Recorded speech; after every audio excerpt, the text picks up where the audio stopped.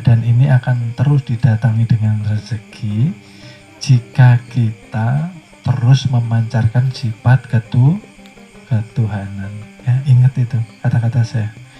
Jangan lagi kita memancarkan sifat hewan dan sifat setan. Jangan sedikit pun kita punya prasangka tidak baik sama orang. Ya. Waspada boleh, waspada itu harus, tapi prasangka jangan. Ya, itu maksudnya. Seperti itu. Jadi ketika mau selalu beruntung, ketika selalu ingin berlimpah ruah rezeki, ya jaga badan ini jangan sampai mengeluarkan energi yang negatif. Cinta kasih keluarkan terus, ya seperti itu. Tidak akan kita susah. Karena apa? Orang makrifat tidak ada ketakutan, kegelisahan, kekhawatiran di dalam diri mereka. Itu orang makrifat, itu para wali-waliullah, ya. Nah, kita seperti apa? Ayo kita belajar bersama.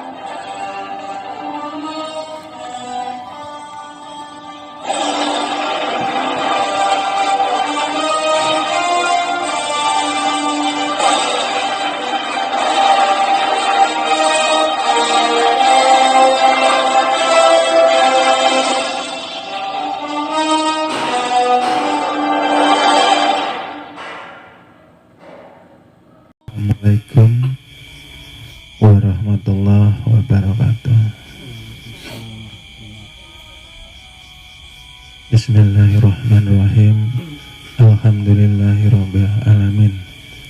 Assalamualaikum ya Rasulullah. Assalamualaikum ya Nabiullah. Assalamualaikum ya Habiballah. Assalamualaikum ya Aminullah. Assalamualaikum ya Syafatullah. Assalamualaikum ya Amal Qasim. Assalamualaikum ya Imamal Mu'minin wal Mu'minat wal Muslimin wal Muslimat. Allahumma salli ala Sayyidina wa Maulana Muhammadin Nabi Al-Qumi ahadi bi ali al-qadri azimillahi wa ala alihi wa sahbihi wa salim taslima. Allahumma salli ala Sayyidina wa Maulana Muhammadin Nabi Al-Qumi ahadi bi ali al-qadri azimillahi wa ala alihi wa sahbihi wa salim taslima. Allahumma salli ala Sayyidina wa Maulana Muhammadin Nabi Al-Qumi ahadi bi ali al-qadri azimillahi wa ala alihi wa sahbihi wa salim taslima.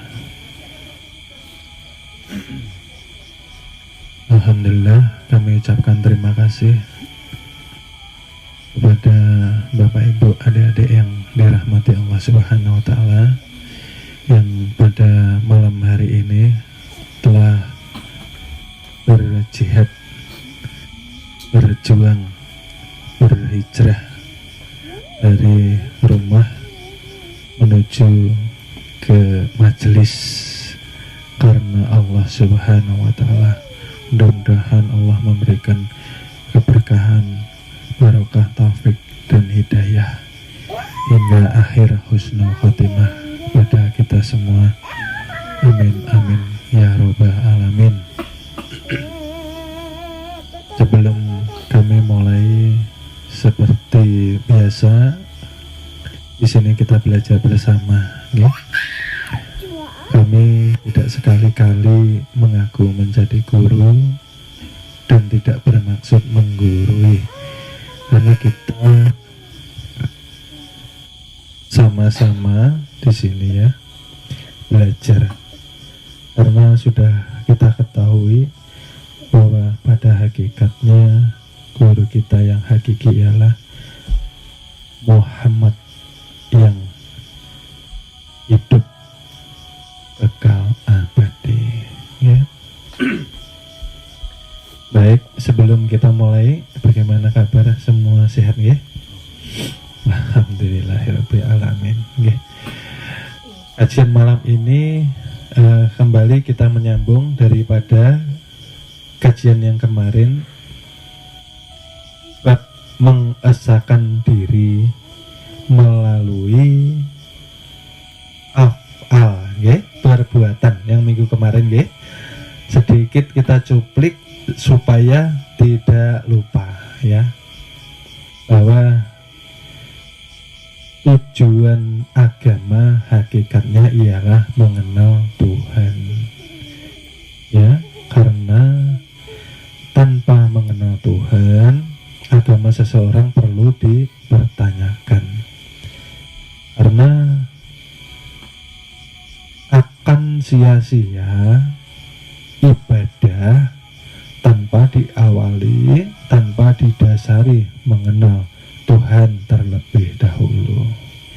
Karena yang terjadi hanyalah kesirikan, dan sirik ini termasuk dosa besar. Ya kan sudah sering dijelaskan bahwa tidak terasa ketika kita belum mengenal Tuhan, kita ini berlaku seperti Fir'aun, betul, karena belum mengenal Tuhan ya.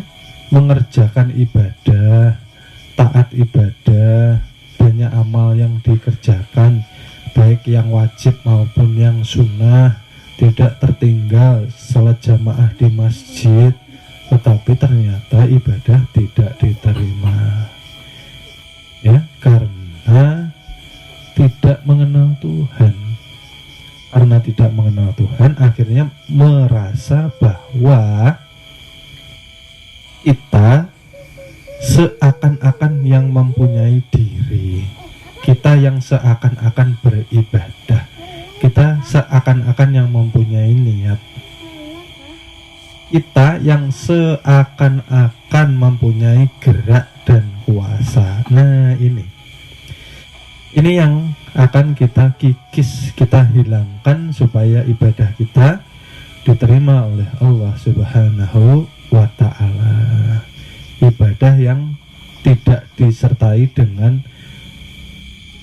kesirikan ya, tidak disertai dengan ananiyah atau keakuan.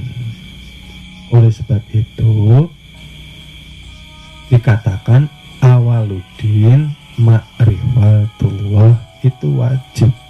Awal-awal agama dasarnya kenali dulu Tuhanmu. Melalui apa? Melalui perbuatannya ya, yang kemarin kita cuplik sedikit. Setelah kajian kemarin bagaimana kita mengesahkan perbuatan ini? Sudah terasakah perbuatan Tuhan yang ada di dalam diri kita atau belum? Nah itu nanti diulang-ulang lagi kajiannya, bahwa kan mustahil dikatakan jisim, jasad, badan Adam ini mengeluarkan gerak, karena sesuatu yang bergerak pasti ada yang menggerakkan. Kalau mayat tidak mungkin ya, artinya seluruh gerak timbul daripada napas yang bergerak keluar masuk mesra ke batang tubuh. Itulah yang menjadi gerak dan diam kita. Ini perlu diesahkan, perlu dirasakan, perlu dilihat. Setelah itu dipanakan bahwa tidak ada manusia mempunyai perbuatan, ialah Tuhan jua yang berbuat. Itu loh maksudnya, supaya tidak menjadi Fir'aun, tidak merasa kita yang berbuat. Nah kan seperti itu yang kemarin kita singkat ini biar tidak lupa. Karena kenapa? Tanpa mengenal Tuhan artinya kita diazab. Tanpa mengenal Tuhan artinya kita dihijab. Dan itu siksaan yang nyata, tidak menunggu di akhirat. Di dunia sudah terbukti bahwa siapa yang tidak Tuhan kehendaki, maka Tuhan tidak memperkenalkan dirinya kepada kita. Alhamdulillah kita diperkenalkan oleh Tuhan melalui zat, sifat, asma dan af'alnya. Ini nanti pengenalannya. Alhamdulillah, berarti Tuhan berkenan dengan kita, ya. Karena jangan mencari Tuhan nanti di kuburan. Selama hidup, maka kita harus bertemu Tuhan. Bertemu Tuhan tidak mungkin secara langsung, karena Tuhan ingin dikenal, lalu bertajalli melalui nur. Nur Tuhan menjadi Nur Muhammad.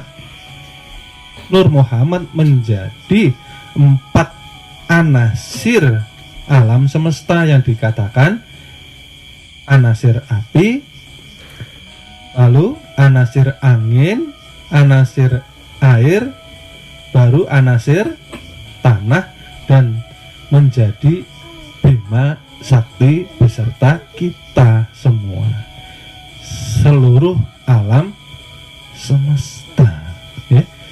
Jadi la ilaha illallah, la ilaha, jangan lagi engkau cari Tuhan, karena Tuhan sudah nyata melalui tajalli nurnya.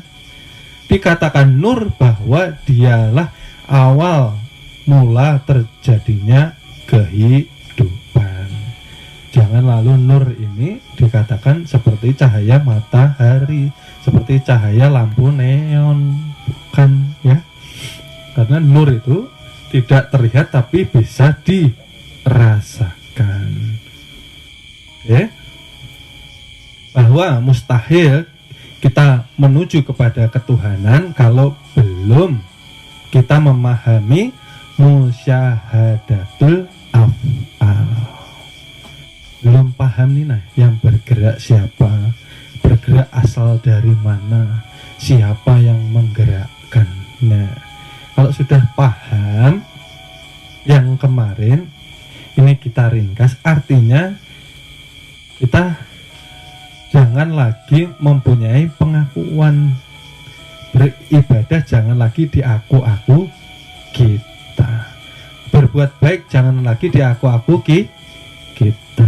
Mustahil daun itu bisa bergerak tanpa ditiup angin, dan angin mustahil bergerak tanpa ada yang menggerakkan, ya. Jadi bisa melihat Tuhan melalui perbuatannya di dalam diri kita, sudah bisa merasakan, ya. Karena kan mustahil ada mayat bisa berjalan ke sana kemari, mustahil. Ya, itu harus dirasakan.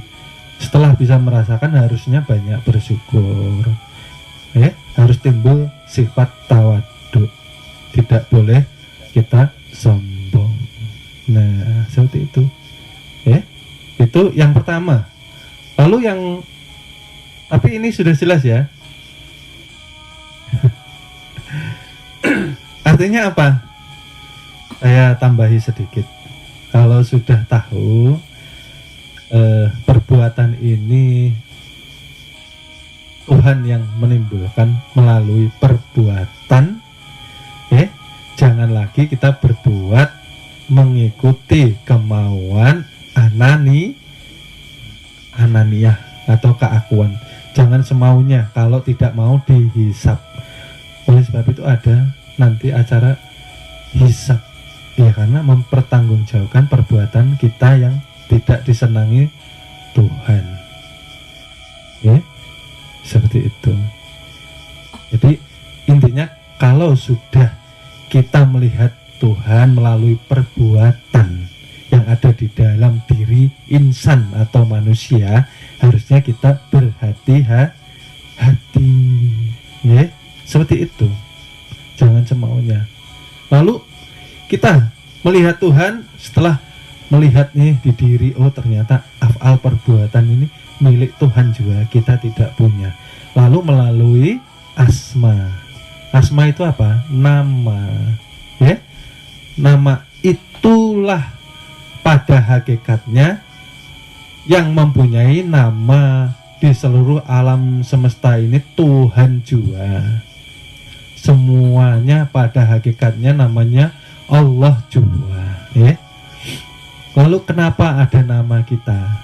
Ini yang perlu diluruskan, ya. Orang ini tinggi ananiahnya, keakuannya kalau sudah diberi nama atau ditasmiahi orang tua, ya. Kalau tidak diluruskan, bukankah nama itu hanya sekedar penanda? Nama itu sekedar doa dari orang tua kepada kita, ya. Intinya supaya anak ini kan baik semuanya, ya. Nama itu penanda saja. Tapi setelah ditasmiahi, karena tidak ada yang menjabarkan, akhirnya diakui nama itu menjadi milik kita, ya.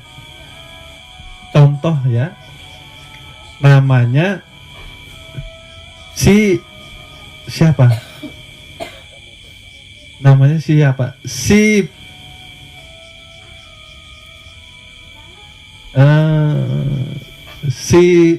Yusuf, ya.